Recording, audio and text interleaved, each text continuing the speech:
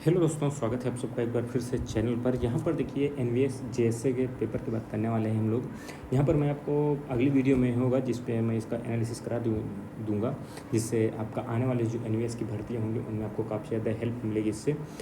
लेकिन यहाँ पर हम बात करेंगे कि एनवीएस की कट ऑफ है जो कि क्या हो सकती है। और यहाँ पर देखिए आप लोगों ने सुना होगा, जिन्होंने पेपर भी दिया होगा उनके दिमाग में ये समझ कि क्या पेपर का लेवल हार्ड था या लेवल इनका बिल्कुल लो था या ये मीडियम में था, मॉडरेट था यानी। तो यहाँ पर देखिए आप मैं चीज़ें समझाऊंगा क्योंकि पेपर मैंने भी दिया है, तो आपको इससे अंदाज होगा कि आप भी अपना जो विचार है जो इस पर रख सकते हैं कि आपको क्या लगता है पेपर हार्ड था या क्या था। तो यहाँ पर देखिए जैसे कि आप पेपर के लेवल देख सकते हैं, तो यहाँ पर आप लोग देखेंगे, एक सेकेंड, यहाँ पर आप देखेंगे जो रीजनिंग थी, एक सेकेंड, ये सही नहीं है पेन बदल दिया जाए। देखिए रीजनिंग जो थी ना, रीजनिंग ये आपकी कितनी आई थी, 20 नंबर की। इसके बाद मैथ थी, मैथ कितने की थी, 20 नंबर की, ठीक। इसके बाद बात करें तो जीके आई थी, जीके कितने की थी, 30 नंबर की। इसके बाद आपका इंग्लिश था, इंग्लिश कितने की, 15। हिंदी थी, ठीक, हिंदी थी यहाँ पर, हिंदी भी 15 नंबर की। इसके बाद आपका कंप्यूटर था, ये आपका था कितने का, ये भी था 30 नंबर। कितने नंबर देखिए बने यहाँ पर, आप लोग देखेंगे 20, 20, 40, 40, 50, 60, 70, 70, 30, 100, 130, ठीक। टोटल ये 130 बन गए यहाँ पर, ठीक। तो यहाँ पर 130 नंबर का पेपर था। अब देखिए हम लोग बात करें कंप्यूटर की, तो कंप्यूटर देखिए बिल्कुल ही हलवाया था, ठीक है। जो कंप्यूटर का लेवल तो बहुत ही हलवा था एक प्रकार से। जिन्होंने भी कंप्यूटर पढ़ी होगी तो आराम से इसमें 30 में 25 प्लस हो हर हाल में, बिल्कुल मतलब कट पिट के आराम से ला सकते थे, ठीक है। और हिंदी की रही बात, ये भी आराम से आप 14 मान लीजिए, एक दो हो जाते हैं, 13 मान के चलिए, 13 तो आपके यहाँ पर भी बनने चाहिए थे। इंग्लिश की बात करें तो इंग्लिश में देखिए कई लोग थे जिनकी ये समस्या थी कि जिनका इंग्लिश अच्छा गया उनके जीके ख़राब हुआ, जिनका जीके अच्छा गया उनकी इंग्लिश ख़राब हुई, क्योंकि इन दोनों में ही जो थोड़ा बहुत दिक्कत आई है। और मैथ तो काफ़ी ज़्यादा लेंदी थी, ठीक है, लेनी थी। जिनके मैथ के क्वेश्चन नहीं बन पाया उन्होंने भाई साहब ले तुक्का मारना शुरू किया। कई लोग थे जिन्होंने तुक्का लगाया सीधा, ठीक है। कई लोगों की तैयारी भी सही नहीं थी क्योंकि एक साल बाद लगभग ये एग्जामिनेशन हो रहा है। तो इसमें भाई साहब अब सबसे बड़ा जो रोल पैदा करेगी ना, वो इसमें अटेंडेंस भी बहुत बड़ा रोल पैदा करने वाली है, क्योंकि लगातार 2 दिन पेपर था, 17 को भी था, 18 को भी था। तो देखिए जिन्होंने 17 को पेपर दिया, मान लीजिए उनका पेपर अच्छा नहीं गया तो यार हटाओ यार, चलो चलते हैं। जिनका 17 का पेपर खराब गया, कुछ ऐसे थे जो लगातार 2 दिन था, किसी का सेंटर जैसे दूर गया तो उन्होंने एक दिन का पेपर दिया, दूसरे दिन का पेपर छोड़ दिया, या उन्होंने 18 बस कर दिया, 17 को छोड़ दिया, एक दिन पहले वाले को छोड़ दिया। क्योंकि 17 का जो पेपर था उसमें भर्तियाँ भी कम थी, क्योंकि वो हेडक्वार्टर वाली थी, उसमें भर्तियाँ कम थी, नाम मात्र की थी। तो किसी ने 17 वाला एग्जामिनेशन छोड़ दिया। अब जहाँ मैंने पेपर दिया वहाँ देखिए, हाँ बता दो, जो 17 तारीख को पेपर था वहाँ पर लगभग 18 बच्चों की बैठने की व्यवस्था थी। वहाँ मुश्किल से 9 लड़के हैं जो कि प्रेजेंट थे, और जो 18 वहाँ पर तो और बुरी स्थिति थी। 24 लड़कों में से मात्र यहाँ पर 9 लड़के थे, समझ रहे हैं, ये हाल थे। अब यहाँ पर देखिए इंग्लिश में मैं तो यहाँ पर 10 मान के चलूँगा, क्योंकि इसमें कम ज़्यादा हो सकते हैं। जीके तो भाई साहब इतनी खतरनाक आई थी ना कि जिसने यहाँ पर समझिए 7 से 8 क्वेश्चन भी अटैम्प्ट करने में लड़कों के पसीने छोड़ दिए।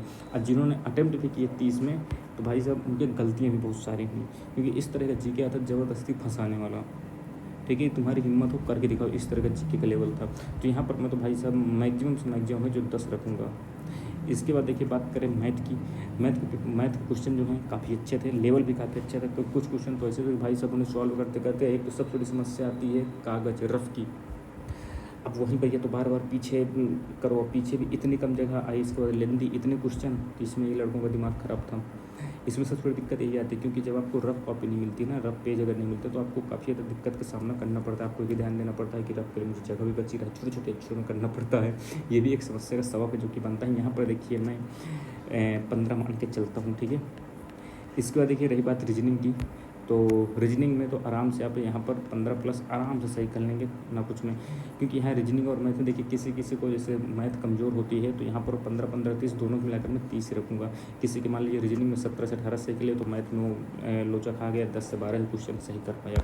तो यहाँ पर देखिए आप करेंगे तो कितना बन रहा है, 5 3 8, 8 5 13, 13 14 15 16 17 18, 2 1 3 4 5 6 7 8, तो यहाँ पर कितना बन रहा है, 88 बन रहे हैं, ठीक है। अब यहाँ पर देखिए जो 88 नंबर बन रहे हैं ना, यहाँ पर ये भी ध्यान देना है आपको, ये क्या कहते हैं, स्कोर करने की बात है कि इतने क्वेश्चन आपके सही होने चाहिए। अब इसमें हो सकता है किसी किसी कट पिट गए हों, किसी का गलत हो गया हो, क्योंकि देखिए हिंदी और कंप्यूटर में बड़ा मुश्किल किसी गलत होंगे, काफ़ी रेयर होता है, उसमें एक्यूरेसी आराम से 95% आराम से रही होगी इसमें। लेकिन इंग्लिश, जीके, मैथ, रीजनिंग में हमें अक्सर मार्क खा जानी होती है। इंग्लिश में कई लगता है कि यार हमारे तो इतने सही ही होंगे, लेकिन यहाँ पर गलतियाँ हो जाती हैं। तो यहाँ पर देखिए जो मुझे लगता है ना, ये सब चीज़ें हैं जो कि फैक्टर बनेंगी। और क्योंकि यहाँ पर एक चीज़ और समझना है आपको, क्योंकि देखिए पिछली बार की जो कट-ऑफ थी ना, आपको पता होना चाहिए, जनरल की जो गई थी वो 79 दशमलव कुछ गई थी, 8 वाट के आसपास। ओबीसी की गई थी कितनी, 75 के समथिंग गई थी, ठीक है। और एससी की ईडब्ल्यूएस की भी इतनी के आसपास थी, एससी की 70-72 के आसपास थी, ठीक है। तो यहाँ पर देखिए जो कट-ऑफ रहने की उम्मीद हो, उस बार देखिए ये भी समझिए, उस बार लगभग 1.5 लाख फॉर्म पड़ा था, इस बार कितना बना है, 89,000 के आसपास है जो कि फॉर्म पड़ा है, ठीक है। 1 साल बाद पेपर और अटेंडेंस भी पिछले साल की अपेक्षा बहुत ही कम इस बार, पिछली बार अटेंडेंस काफ़ी अच्छी थी। तो इसलिए जहाँ तक मुझे लग रहा है ना, इसकी जो कट ऑफ बनने की चांस है ना, इसकी जो कट ऑफ हो सकती है, कट ऑफ की बात करें, देखिए जनरल की मुझे जो लग रहा है 85 के आसपास रहेगी, आपको टाइपिंग के लिए बुलाया जाएगा। ओबीसी की बात करें, इस बार मुझे नहीं लगता है कि जनरल ओबीसी में ज़्यादा अंतर रहने वाला है, 82 से 83 मान के चलिए, या 84 मान लीजिए, 82 से 84 के आसपास। ईडब्ल्यूएस भी आप इतना मान के चलिए। एससी की बात करें तो इनकी मान लीजिए 70 से लेकर आप 80 मान के चलिए, यहीं पर आसपास होगी। और एसटी की बात करें, ये 75 से 78 के आसपास है, जो कि इनकी भी कट ऑफ हो सकती है, ये मुझे लग रहा है। बाकी आप लोगों को क्या लगता है, ये भी आप ज़रूर कमेंट बॉक्स में बता सकते हैं। और आप एग्ज़ाम के पैटर्न को बता सकते हैं कैसे था, क्योंकि देखिए इसको ना आप हार्ड कह सकते हैं ना, क्योंकि कुछ चीज़ें ऐसी थी जिनका कोई औचित्य नहीं। कंप्यूटर में इतने सरल सवाल देने का कोई औचित्य नहीं था।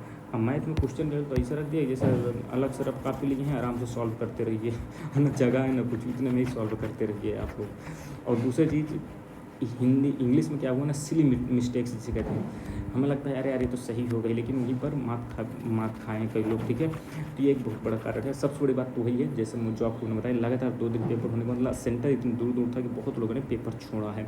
और जिन लोगों ने दिए भी, तो कई लोग ऐसे हैं, मान लीजिए किसी नौकरी में लगे हुए हैं, तो ये भी एक कारण है इसमें, ठीक है।